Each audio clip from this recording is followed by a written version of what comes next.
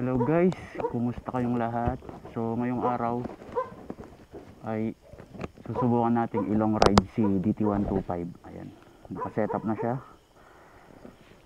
Ang oras natin 2:56 AM, magti 3 AM na. Pupunta akong Aurora ngayon, solo ride lang. Walang makasama. Nagsiatrasan pero ako tuloy ako kahit mag-isa. Binalik ko muna sa stock setup itong DT ko. Ayan, para mas okay yung ride natin. Ayan.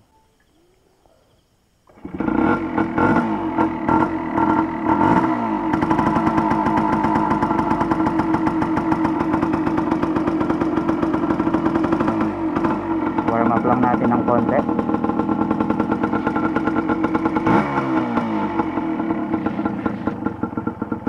Guys, lalarga na tayo. So daan natin ay Nueva Ecija.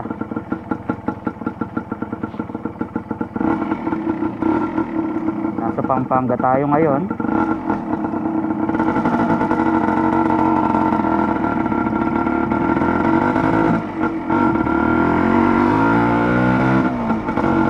Starter din yung setup natin ngayon.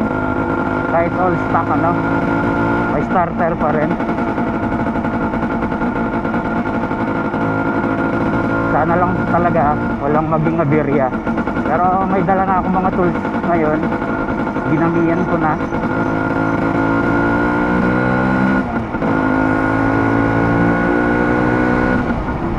Nakapatay pala tong ilaw ko. Ayan, binalik ko lahat yan. Signal light, tail light, headlight. Ayan. Basta lahat ng electricals na ibalik ko na.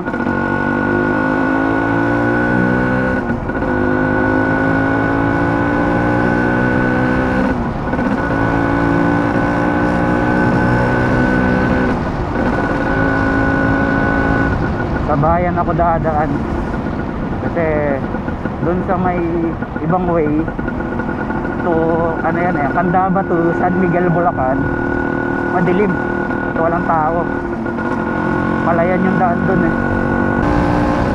Ang dami kong dalang tools. Ang bigat na ng bag ko. Yung RPM natin, napaandar ko pa siya. Ang hindi ko napaandar itong speedometer, dahil yung hub ko ngayon this type kasi siya pang millennium. Wala akong mahanap na cable. Tapos sira din yung hub, yung sa may nabasag yung nagpapaikot ng speedometer gear. Kaya wala talaga kahit makahanap ako ng cable. So ayun, sana walang maging aberya at sana maging safe ang biyahe natin. Okay, papagas muna tayo.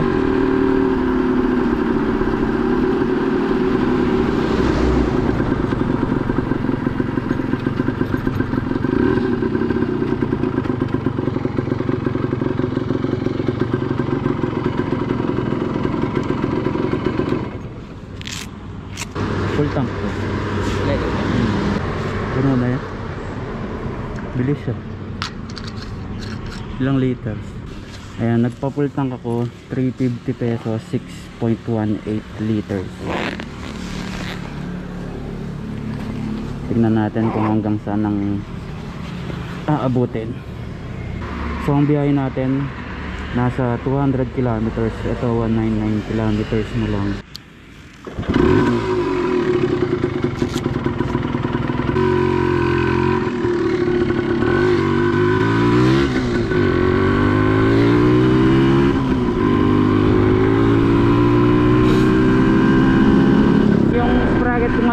High speed siya, 1545. Ayan. Ngayon lang ako maglo-long ride ng 2-stroke. Dati kasi yung pinang-long ride ko yung Raider 150 Fi.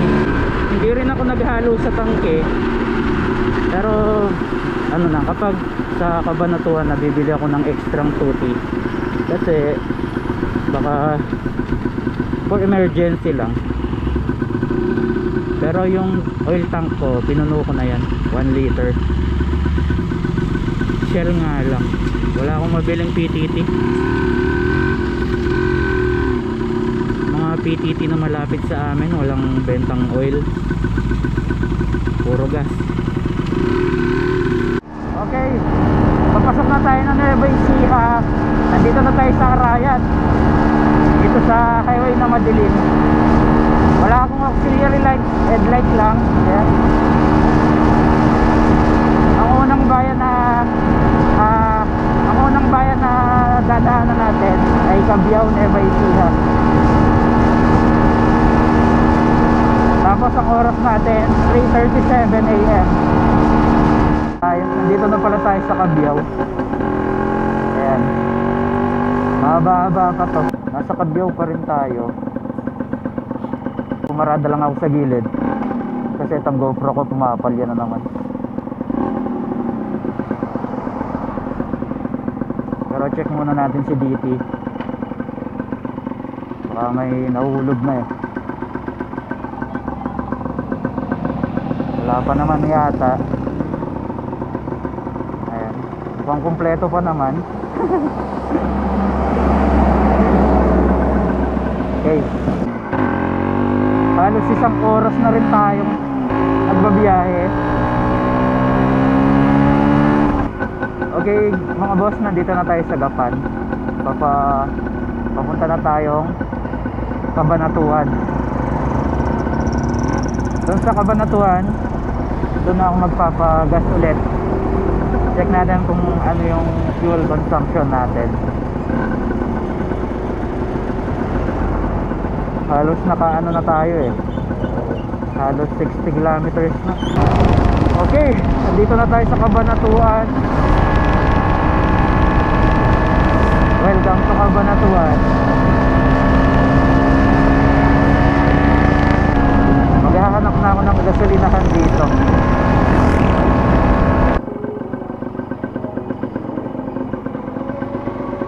Full tank ba? Regular? Oh, napakarami pa pala eh. Napakarami pa pala ng tangki niya. 1.85 liters.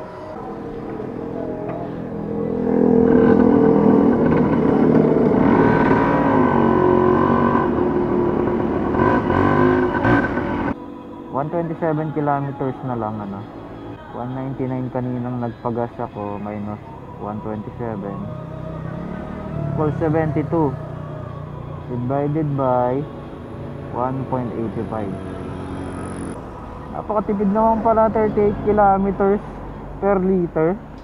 Parang sobrang tipid. Tama ba yung computation ko guys?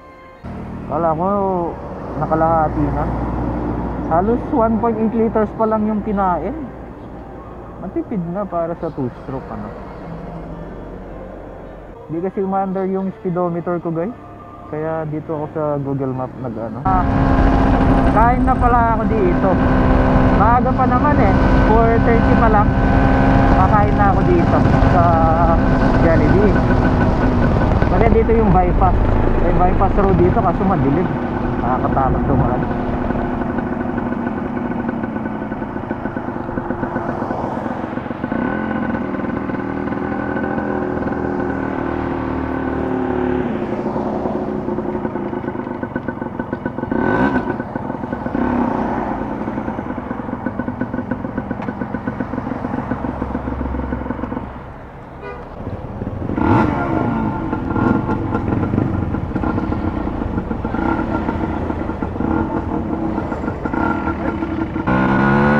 Tuloy na natin. Napakadilim pala dito. Ang oras natin 5 AM. So susundan ko na tong Google Map. Hindi na tayo dadaan ng Bungabon. Bahala na.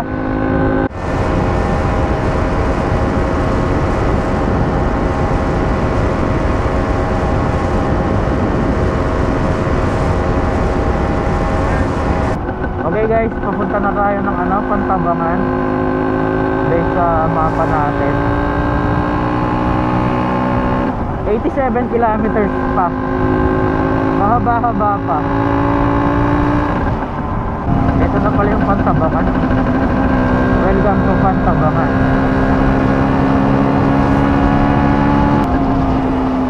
Bangkingan na yung mga daan dito, no?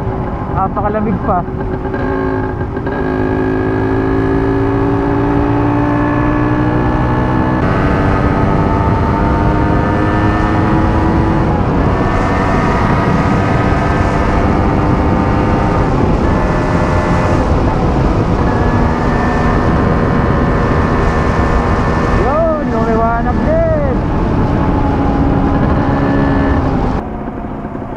Wala naman naging problema.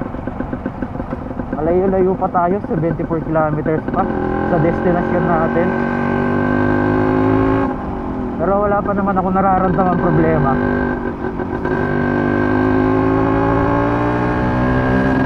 Kayang-kaya pa rin ni DT.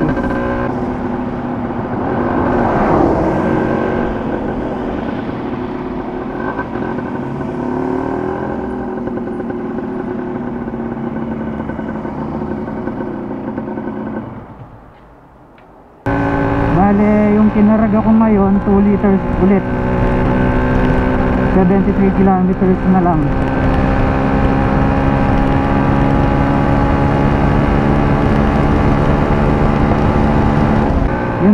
Yung tank ni DT malaki yung capacity, di ko man nahahati, pero basta makakita ko ng gasolinahan paparga na ako para sigurado. So yung huling karga natin 127 kilometers.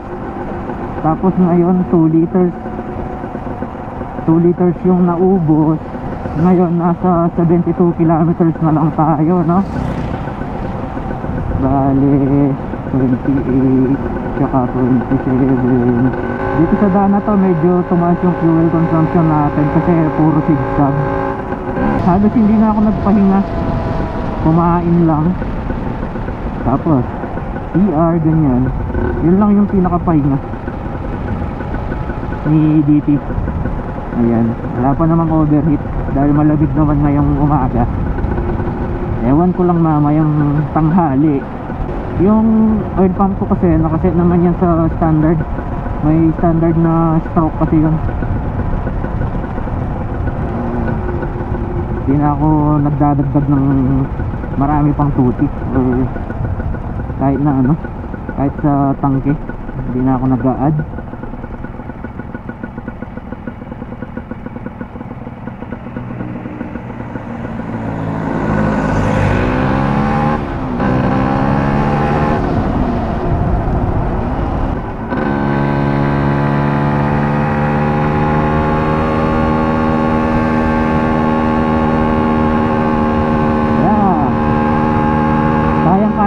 Hindi ko lang sinasagad para hindi masyadong mataas yung RPM, no?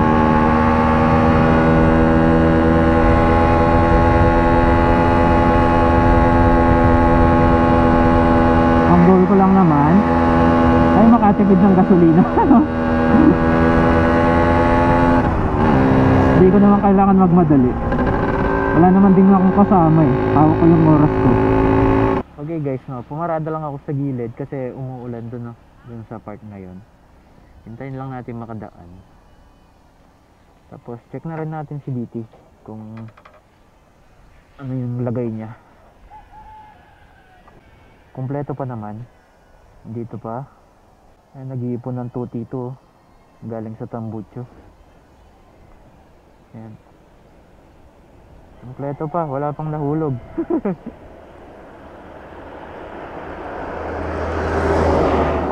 Medyo lumilinaw na yung daan doon. Ayan. Ayos. Wala pa rin problema. Kompleto pa siya. Yung chain cover natin, di ko muna nilagay kasi may crack. Kaya di ko na muna nilagay. Okay guys, nandito na tayo sa Aurora. Ayan. Welcome to Aurora. Maulan.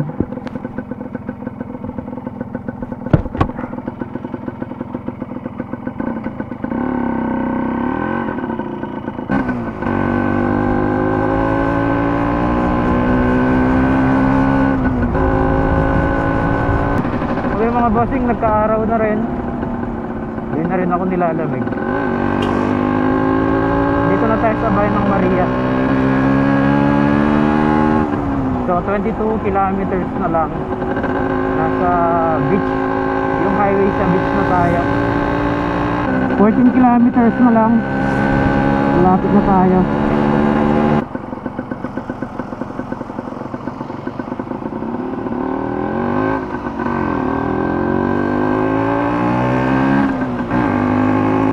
Malapit na tayo, 6 kilometers na lang. Nakakarating na tayo. Dito tayo. Dito tayo. Maganda dito.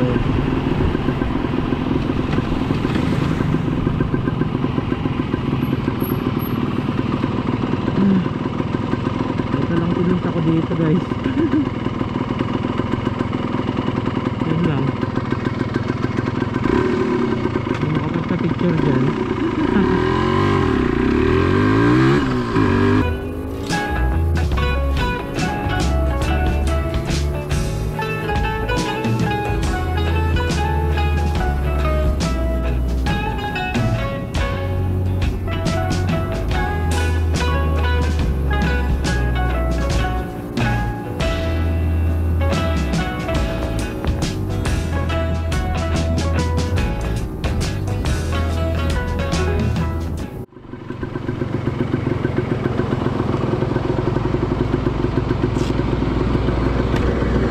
Lang sa kalam.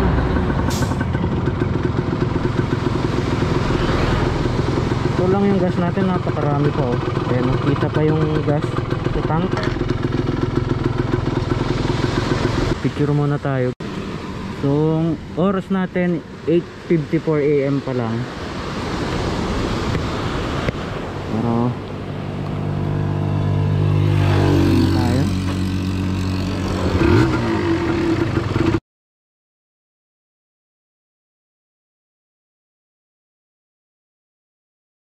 Okay guys, nakauwi na tayo. Okay naman, wala naman naging sira. Ayan, check natin yung tuti kung gaano karami yung naubos. Ayan, halos kalahati pala. Ayan, kalahating litro. 1 litro yan. So ito yun oh. Mayroon pang laman to, konti na lang. Solid van. Hindi na ako naghahalo sa tank. Basta tiwala lang ako sa tiwala lang ako sa oil pump. 20 plus years na nga umaandar yan eh. Kaya kulit yung layo ng pinuntahan natin. Mula sa bahay namin. Bale, lang pala siya. 195 kilometers. Ang nagastos ko sa gas, 780.